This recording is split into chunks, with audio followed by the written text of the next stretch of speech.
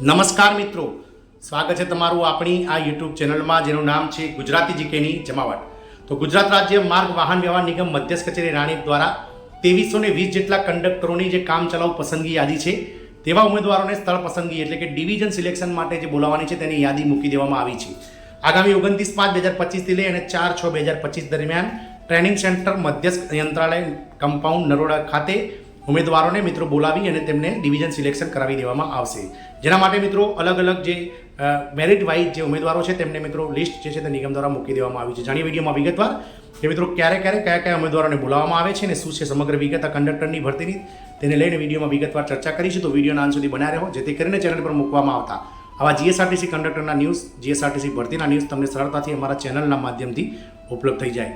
તો 3518 જેટલા ઉમેદવારો કે જેમનું ડોક્યુમેન્ટ વેરિફિકેશન ગત 4 એપ્રિલ 2025ના રોજ પૂર્ણ થયું હતું તેવા ઉમેદવારો કાગડોળે મિત્રો કામ ચલાઉ પ્રતીક્ષા જે મેરિટ છે મિત્રો કામ ચલાઉ પસંદગી યાદી તેની રાહ જોઈ રહ્યા હતા, જેને ગઈકાલે જીએસઆરટીસી નિગમ દ્વારા મૂકી દેવામાં આવ્યું છે અને જીએસઆરટીસી નિગમ દ્વારા 2320 જેટલા ઉમેદવારોનું કામ ચલાઉ પસંદગી યાદી મૂકી દેવામાં આવી છે અને આ કંડક્ટરના જે ઉમેદવારો જે સિલેક્ટ થયા છે તેમને મિત્રો આગામી 29/5/2025 થી લઈ અને 4/6/2025 દરમિયાન ટ્રેનિંગ સેન્ટર મધ્યસ્થ યંત્રાલય નરોડા ખાતે બોલાવવામાં આવ્યા છે મિત્રો ડિવિઝન સિલેક્શન માટે। મિત્રો ડિવિઝન સિલેક્શન માટેના કોલ લેટર આગામી 2-3 દિવસમાં શરૂ થશે।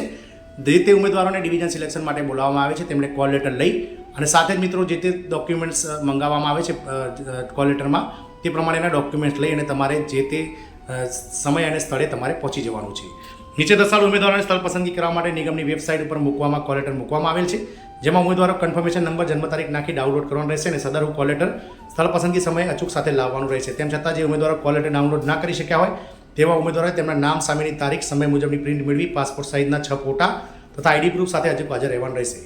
ઉમેદવાર દ્વારા એક વખત વિભાગની પસંદગી કર્યા બાદ તેમાં કોઈ પ્રકારનો ફેરફાર કરવામાં આવશે નહીં, તે અંગેની કોઈ રજૂઆત ધ્યાને લેવામાં નહીં આવે। ઉમેદવારની જે તે ખાતે જે તે વિભાગ ખાતે નિમણૂક કરવામાં આવે તે વિભાગ ખાતે ઓછામાં ઓછી 5 વર્ષની ફરજ બજાવવાની રહેશે। આ દરમિયાન તમને બદલીનો ભાવ જે છે તે મિત્રો લાભ મળશે નહીં અને જે ઉમેદવારો વિભાગની પસંદગી દ્વારા નજીકના જે સિવિલ સર્જન છે તેનું મિત્રો મેડિકલ ફિટનેસ સર્ટિફિકેટ અને પોલીસ સ્ટેશનનું નામ આધાર પ્રમાણપત્ર રજૂ કરવાનું રહેશે। ત્યારબાદ મિત્રો તમને વિભાગની કાર્યવાહી જે નિમણૂક આપતા પહેલાં કરવામાં આવશે અને રોસ્ટર પ્રક્રિયા મુજબ તમને જે તે વિભાગ ખાતે વહીવટી પણ બદલી કરી શકાશે।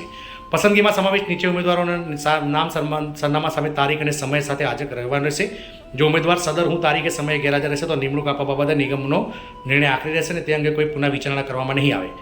મિત્રો નિગમ દ્વારા જાહેરાતમાં દર્શાવેલ અન્વયની બાબતો ધ્યાને લઈ કામ ચલાઉ પસંદગી યાદીના આધારે આપવામાં આવેલ છે। મિત્રો નિગમ દ્વારા પુનઃ ચકાસણી ખરાઈ થઈ હતી, કોઈ પણ વિગત ખોટી થશે તો ઉમેદવારોની રદ થઈ શકે છે। ઉમેદવારી પસંદગી યાદીમાં સમાવિષ્ટ ઉમેદવારો પૈકીના જુદા જુદા કારણોસર પડતર રાખેલા ઉમેદવારોને સ્થળ પસંદગી કરાવવા આવશે, પરંતુ તેઓના દસ્તાવેજોની ખરાઈ થયા બાદ જ નિમણૂક આપવામાં આવશે। જેમાં મિત્રો અનુસૂચિત જાતિ એટલે કે એસટી ઉમેદવારો અને મિત્રો ખાસ કરીને જે દિવ્યાંગતા ધરાવતા ઉમેદવારો છે તેમને હાલ ઓર્ડર આપવામાં નહીં આવે, કારણ કે તેવા ઉમેદવારોનું મિત્રો જે પ્રમાણપત્ર છે તેના માટે મિત્રો વિભાગની જે વેબસાઇટ છે તેના પર મિત્રો 10 કની સૂચના, નમૂનો ઘ, નમૂનો ચ, બાંયધરી પત્રક વગેરે નિગમની વેબસાઇટ પર મૂકવામાં આવ્યું છે અને તે પ્રમાણેના તમારે ફોર્મેટ ભરીને લઈ જવાના છે। ત્યારબાદ ગાંધીનગર ખાતે અનુસૂચિત જનજાતિના જે મિત્રો સક્ષમ અધિકારી છે તે મિત્રો તેના માટે ખરાઈ કરશે।